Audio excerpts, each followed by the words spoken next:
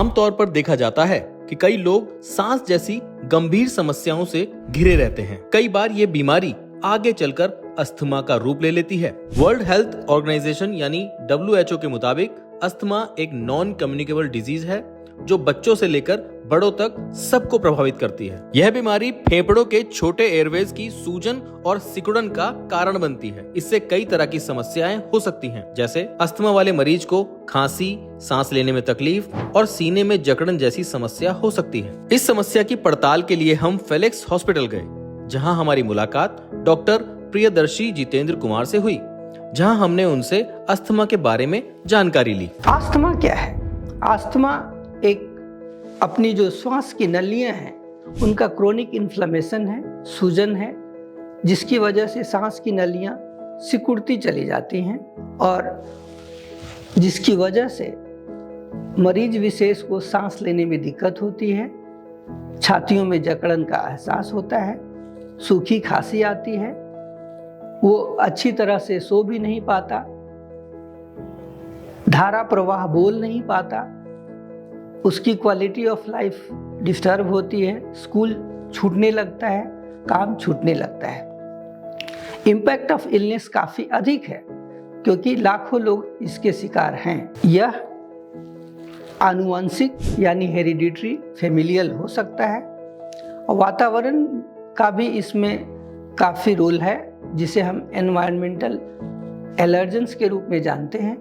वो allergen pet dander, dust, smoke, strong smell, respiratory tract infections जिसमें viruses काफ़ी common है। अभी हाल में हमने कोविड त्रासदी को झेला है। स्ट्रॉन्ग स्मेल के साथ ही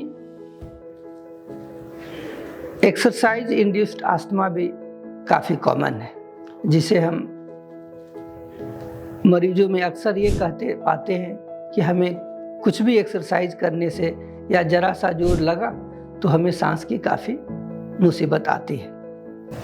जब इन लक्षणों के साथ हमारे पास मरीज आते हैं तो जो डायग्नोसिस है, जो उसका जांच है, वो अति साधारण है, जिसे हम पल्मोनरी फंक्शन टेस्ट बोलते हैं। कुछ हमें एलर्जीज के लिए भी टेस्ट कराना पड़ता है अगर हमें लगता है कि शायद ये एलर्जिक अस्थमा होगा। पल्मोनरी फंक्शन टेस्ट में हमें उस व्यक्ति विशेष के फेफड़ों की कमजोरी का पता चलता है, जिसे हम परसेंटेज में देख पाते हैं, जो उसका ग्राफ लूप है, इंस्पिरेटरी एक्सपिरेटरी लूप, उससे भी हमें काफ़ी संकेत मिलता है कि बीमारी कैसी है। या उसका रिवर्सिबिलिटी की बात करते हैं कि उसे दवाओं देने, किस तरह की दवाओं से उसे कितना फ़ायदा पहुंचेगा। जांच के बाद हमने सिम्टम की बात करी है पहले ही कि उसमें मरीजों को किन दिक्कतों का सामना करना पड़ता है। अब हम इसके वार्निंग साइंस की बात करेंगे कि अस्थमा में अचानक से out of the blue symptoms नहीं आते, अचानक से अस्थमा नहीं बिगड़ता है। कहीं ना कहीं मरीज अपनी दवाओं के सेवन में, चाहे वो ड्रग डिलीवरी हो जिसका कि प्रॉपर यूज नहीं समझ आ रहा हो कि कैसे इनहेलर लेना है, ड्रग डिलीवरी एक्चुअली उसके फेफड़े तक की बात है। हमने अक्सर मरीजों में देखा है, या जब उनको हमने डेमोन्स्ट्रेट करने के लिए बोला तो पाया है कि वो अक्सर दवाई को सैनिटाइजर की तरह मुंह में मार के रख लेते हैं, वो इनहेल नहीं कर पाते, यानी ड्रग डिलीवरी फेफड़े तक की नहीं होती। फलस्वरूप उनको इलाज के बावजूद उतना फायदा नहीं मिलता।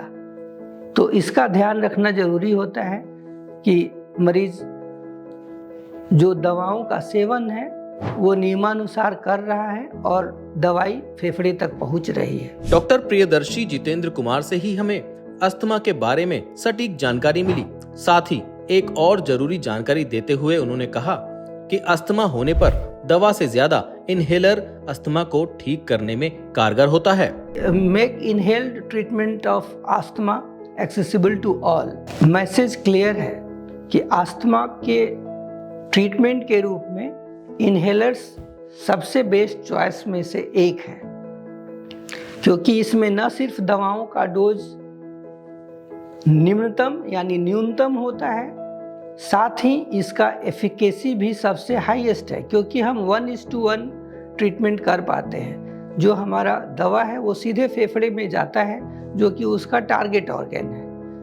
बाकी जितनी भी दवाइयाँ हैं वो हम गोलियों के रूप में या इंजेक्शन्स के रूप में लेते हैं, जो अल्टीमेटली सर्कुलेशन में पूरे शरीर को जाता है, और लॉन्ग टर्म में हम देखते हैं कि उनका साइड इफ़ेक्ट अधिक होता है। जबकि जब हमने टारगेटेड डिलीवरी लंग तक ही सीमित रखा है तो हमारा न सिर्फ साइड इफ़ेक्ट सबसे कम, बल्कि दवाई का भी बहुत ही मिनिमम डोज यूज में आता है। तो ये बहुत मार्क करने की बात है कि इन्हेलर क्यों सबसे बेस्ट है। लोगों में अवधारणा है कि इन्हेलर से आदत लग जाती है, जबकि ऐसा नहीं है। Inhaler best way of medication है अस्थमा के लिए।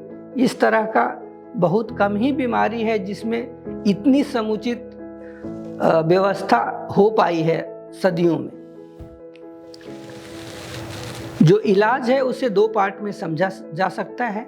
एक कंट्रोलर मेडिकेशन है, जो कि हमने शुरू में बताया, अस्थमा क्रोनिक इन्फ्लेमेशन है। उस इन्फ्लेमेशन को जो कम करने के लिए हम मेडिसिन यूज करते हैं उसे हम कंट्रोलर मेडिकेशन बोलते हैं, जिसे बंद नहीं किया जाता। दूसरा जो मेडिसिन है वो रिलीवर या रेस्क्यू मेडिकेशन है। रेस्क्यू मेडिकेशन हम तब यूज करते हैं जैसे हमें जब पता चलता है कि अस्थमा बिगड़ने वाला है, हमारा सिम्टम खराब हो रहा है। उस कंडीशन में हम रिलीवर चाहे जितना भी बार हो ले सकते हैं। कंट्रोलर मेडिकेशन फिक्स्ड है। कुछ लोगों में हमने ये भी पाया है कि वो सिर्फ रिलीवर मेडिसिन पे जी रहे हैं, जबकि उनका इन्फ्लेमेशन का कोई ध्यान नहीं है। तो मैं यहाँ पे इस जागरूकता का जो अहम संदेश है वो यही है कि क्रोनिक इन्फ्लेमेशन को कंट्रोल करें, जिससे कि अस्थमा का बार बार एक्सर्वेशन या जो बिगड़ना होता है वो रुक सके। वो कंट्रोलर मेडिसिन के साथ ही पॉसिबल है। जो मार्केट में इन्हेलर्स आते हैं वो इन्हीं 2 तरीकों में से किसी एक का होता है, चाहे वो कंट्रोलर है या रिलीवर है। अमूमन रिलीवर मेडिसिन बिगड़ने की स्थिति में बारंबार दी जाती है। जब आपकी बीमारी कंट्रोल हो जाती है तो रिलीवर की ज़रूरत कम ही पड़ती है। कंट्रोलर से ही पूरा बीमारी का कंट्रोल पॉसिबल है। जैसा हमने पहले बताया कि asthma is not a curable condition, at the same time it is totally controllable at the cost of controller medications. Asthma जैसी बीमारी से बचने के लिए ऐसी कौन कौन सी सावधानी हैं जिन्हें ध्यान रखना बेहद जरूरी है? ये जानकारी भी हमें डॉक्टर प्रियदर्शी जितेंद्र कुमार से ही मिली। हम उन बिगड़ने वाली चीज़ों से अपने आप को बचा के रखें। जैसे अगर आंधी तूफान है तो हमें पता है कि उसमें बहुत सारे एलर्जन हवा में आए होंगे, तो अपने आप को डस्ट, स्मोक, स्ट्रॉन्ग स्मेल, पेट डैंडर्स या जो कॉमन वायरल इन्फेक्शंस हैं या जो एक्सरसाइज है, ये सब में अपने आप को ट्यून इन करके रखें कि हम किस परिस्थिति में अपने आप को बिगड़ता हुआ महसूस करते हैं, उसे ऑब्जर्व करें और उससे अपने आप को बचा के रखें। तो इस प्रकार आप अस्थमा को बिगड़ने से प्रिवेंट कर सकते हैं या उसके अटैक को रोक सकते हैं, या कम से कम सिम्टम के साथ कंट्रोलर मेडिसिन के साथ रह सकते हैं। जो आखिरी संदेश है अस्थमा के लिए वो ये कि इसे गैर संक्रामक बीमारी के रूप में, न ठीक होने वाले बीमारी के रूप में तो जाना ही जाना चाहिए, परंतु ये अवश्य समझना चाहिए कि ये कंट्रोलेबल डिजीज है। इसमें आपका क्वालिटी ऑफ लाइफ या जो लाइफ स्पैन है वो कम नहीं होता, बशर्ते आप समुचित इलाज ले रहे हैं। अगर आपको किसी तरह की दिक्कत होती है तो आप हमें या अपने पल्मोनोलॉजिस्ट को अवश्य कांटेक्ट करें। धन्यवाद। हेल्थ से जुड़ी ऐसी कई समस्याओं का समाधान जानने के लिए फेलिक्स हॉस्पिटल के YouTube चैनल को सब्सक्राइब करें और कमेंट बॉक्स के जरिए अपने सवाल हम तक पहुंचाएं।